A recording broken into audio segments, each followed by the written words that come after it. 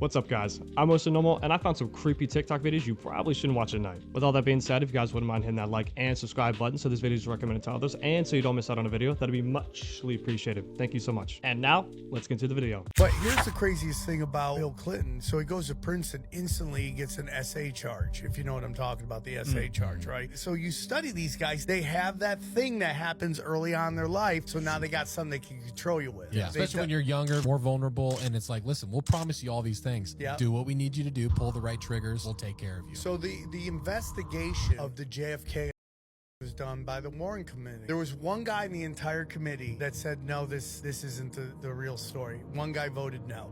That guy one day got in a plane and was never heard from again. He disappeared. Do you know who drove him to the airport? Oh, what? Bill Clinton. No way. Holy Yes. shoot. Yeah. The Clintons, man. Dude. That's crazy. That's insane. Yeah, dude. It's really crazy if you study it because everything is data, dude. Yeah. Can they compromise you?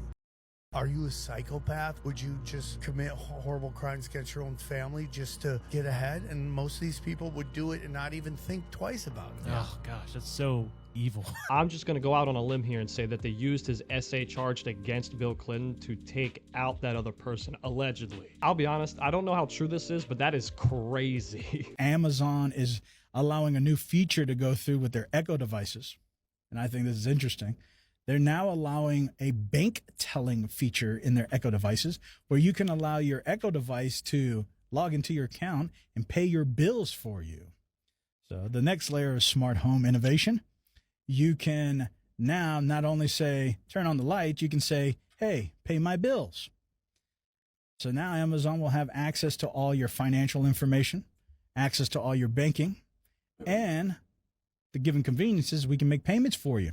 So think about what's next. Remember that guy got locked out of his house, his smart home. Because he intimidated somebody. Amazon could say, we're going to lock you out of your banking, because Amazon can literally say, oh, yeah, we don't like that you don't support ESG movements. Block them.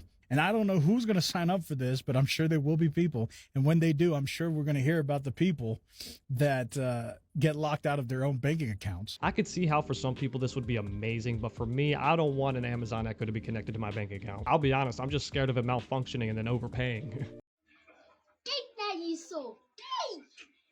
Each one win.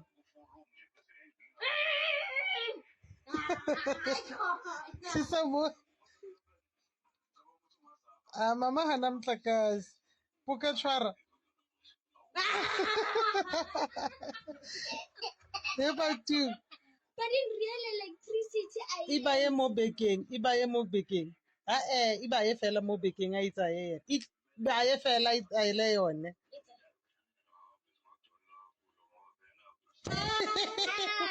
Puku puku. Listen na ki chware. Skype this.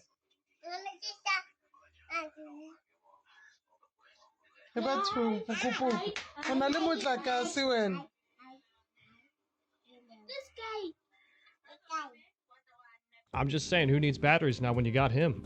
The only thing I can think of why this is happening is the fact that he's like rubbing his feet on the ground, probably touching other clothing, getting all that static electricity. So when you touch the bulb to his hand, it just goes off. That's the only thing I can think of. Or that kid has superpowers. 5 солнц. Раз. 2. 3. 4. 5. И радуга над нами. How is there just 5 suns? I'll be honest, I don't even know which sun is the real one. If anyone in the comments can please explain to me what's going on here, that'd be fantastic. Good evening, this is John Lear, and today is March 22nd, 1989.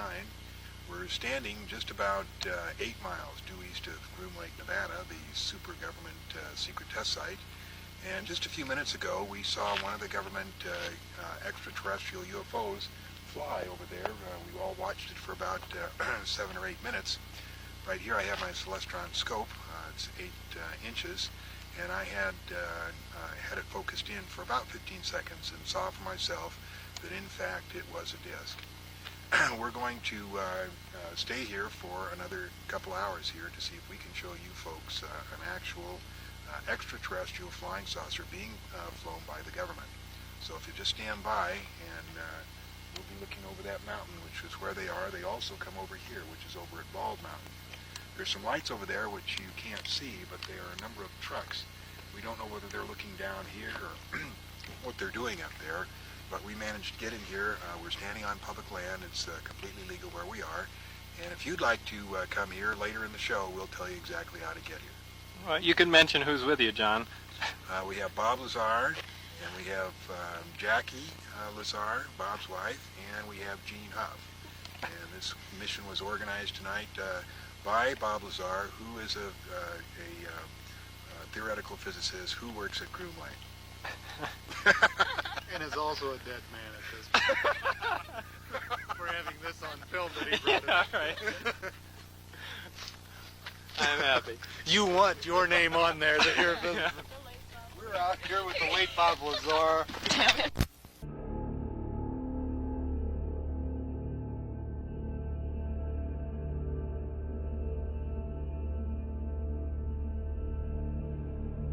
The fact that they were able to stay there that long and capture footage of the disc without those people in white trucks coming up to him is incredible. And I highly recommend you guys to look into Bob Lazar. He's a really cool dude. He worked on UFOs in Area 51 to reverse engineer them to figure out how they worked. Mm-hmm. I know. Something's wrong. I don't know. I hear noises, but I'm not even sure. Are you kidding me right now? After this happens, the guy is audibly shocked and also amazed at the whole situation. The uploader's friend then continues to record in silence for a while, before suddenly his pet dog begins barking very loudly at something in the house. Even after his attempts to try to calm him down, the dog continues to bark, clearly very angry at something. Then this happens. What's wrong with you?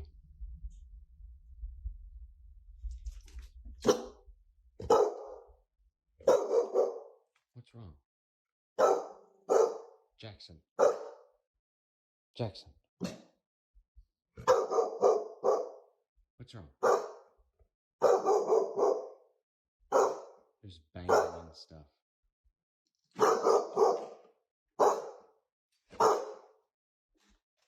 The fuck?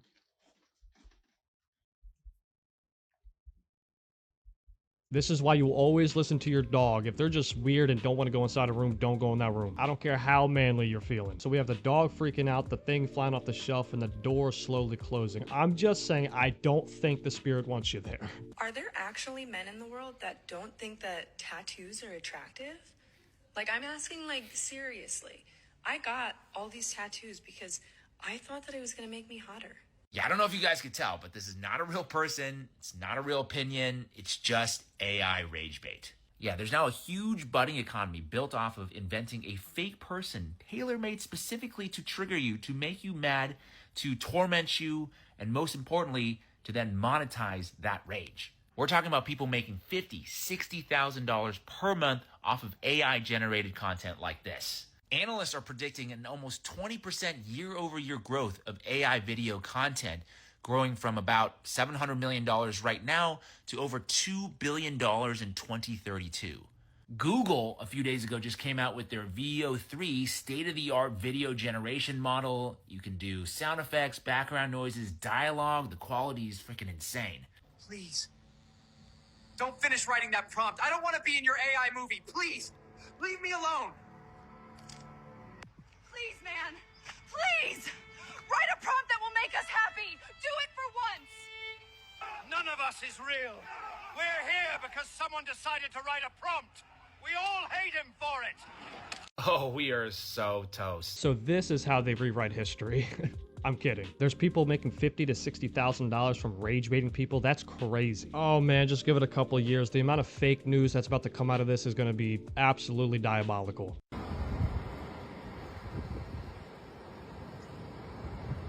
You guys hear that? Something out there.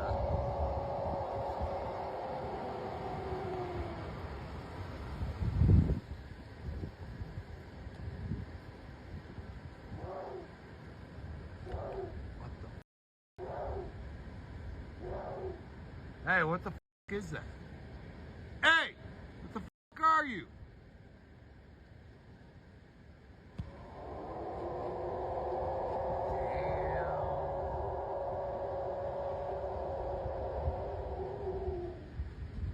something pissed off out there.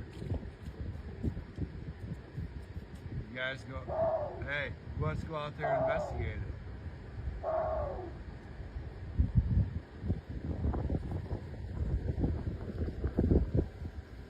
First off, did you guys see that person leaning against a tree until you realize it's 3 leaves perfectly positioned to make it look like that? Other than that, what the heck is in those woods? And sir, why are you still there trying to figure out what it is? I am backing up. I'll put the car in reverse for you. Earth is speeding up and spinning faster over the course of the next few months, so much so that we'll apparently be having shortened days this summer. The alleged science behind this is that differences in gravitational pull between the Earth and the Moon will make days especially short on August 5th and July 22nd. I've made quite a few videos recently talking about how something major is shifting or happening in our world and there's not a whole lot of people paying attention to it. Time is moving faster, the animals are acting stranger, and if you haven't heard, ocean currents have been recorded going in reverse for the first time in history. It's getting to the point where this is beyond just theories or speculation. We're actually seeing physical evidence that something really strange is happening in our world. And it's really interesting because for a while, people have been saying that it feels like the days and time is just moving faster in general. Some even pointed out that older phones are counting seconds and minutes slower than the new updated phones that we have now. I also want to be very clear that none of this is meant to scare you and there's nothing to be scared of in the first place. Just be aware and stay in prayer as we're moving forward. I really hope this isn't true because I don't need a permanent daylight savings time. And this is just a thought that I had. Maybe everyone thinks time is moving faster because they're constantly distracted on their phones and not really, being present in the now. So here's the Bernstein Bears tape. That's EIN. And it is in pretty good condition, but so is this airplane tape that I have. So I guess it could just be that it was taken care of. It says EIN all over the place. And I got my stand so that I can take this out in one take. It says, focus, come on. It says EIN on there too. I even have a VCR here so we can try this out. A little harder to do in one take here. But, let's see.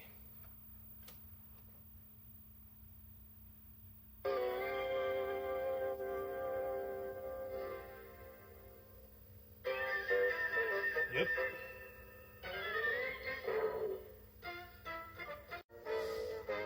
Bernstein. And it even has it on the back, in the tiny text. It all says Bernstein.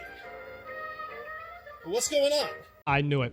I knew it was EIN. The Bernstein Bears, not the Bernstein Bears. Where's their stains at? I feel like this is proof that companies are gaslighting us. What is that?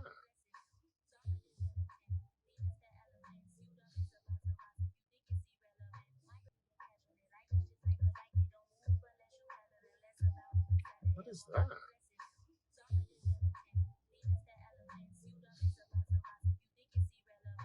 I know this might be a first time for you guys seeing this, but this is the cord they plug the sun in with. I'm just kidding. What it honestly looks like is like a rope cloud, and it's obviously sitting higher above the other clouds, so obviously the sun's hitting it, so it looks like that. I could be completely wrong, though. So Pokemon Go actually was a CIA psyop, and they kind of just admitted it. Niantic, the company behind the game, announced that they've been spying on everyone playing it the entire time, using user data to build the most realistic 3D map of the world that could even put Google Maps to shame. Because whenever they wanted pics, videos, or any sort of data for a specific location, instead of paying expensive geo-navigators to map it out like Google does, they would just put a rare Pokemon there, and thousands of people would do it for free. As a matter of fact, some people would even pay Niantic through in-game purchases to do their data collecting work for them, like paying a company to work for them. And they all agreed to it in their terms of service, which no one ever reads but always accepts. All to train an AI model on one of the largest geospatial maps for navigation ever, and this is how the CIA was actually behind it all. So, Niantic released this official report, stating that they were using their games to build something called an LGM, large geospatial model. And just like generative AI like ChatGPT uses enormous systems of info called large language models, LLMs, to train AI how to generate answers, this is sort of the same thing, except with geographic data instead of just text, tricking millions of people to map out every detail of the physical world using their phones, which is a monstrous amount of data, all while being tracked by their phone's GPS. Similar to how Google Maps collects data using their Google vans, except they spend millions of dollars doing it. Niantic instead turned it into a game, convincing millions of people to do it for free or even pay them to do their work for them. And I think we can all remember how mega viral this game was when it first came out. Like, everyone was playing it. Released on July 6th in the summer of 2016, where you'd run around catching Pokemon in the world's first